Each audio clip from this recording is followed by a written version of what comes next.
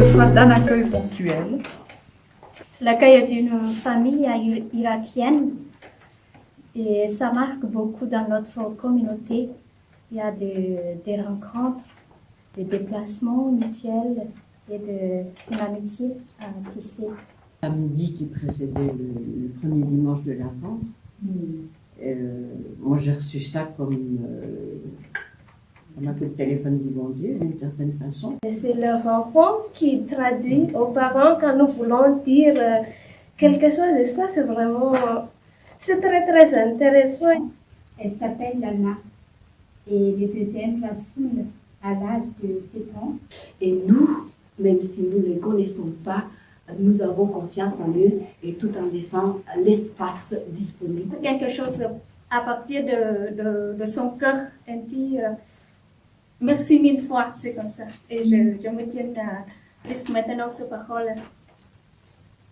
Et nous les invitons pour fête Noël pendant le jour 23 décembre. Il est important de faire le point, de faire la relecture. Et ce qui est bien aussi, c'est au commencement de l'étang de l'Avent.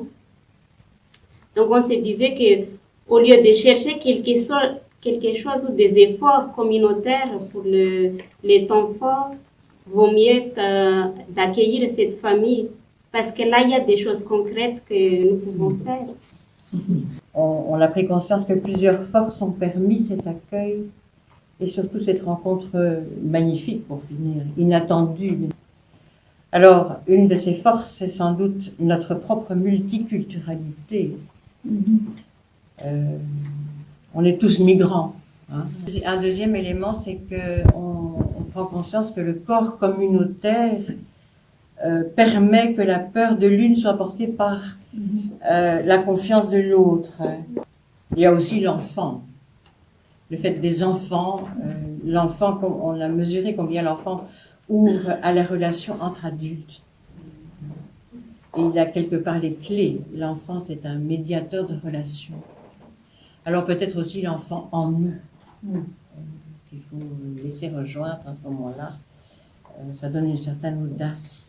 La communauté sort grandie, enrichie alors d'une nouvelle amitié, heureuse d'une rencontre inattendue.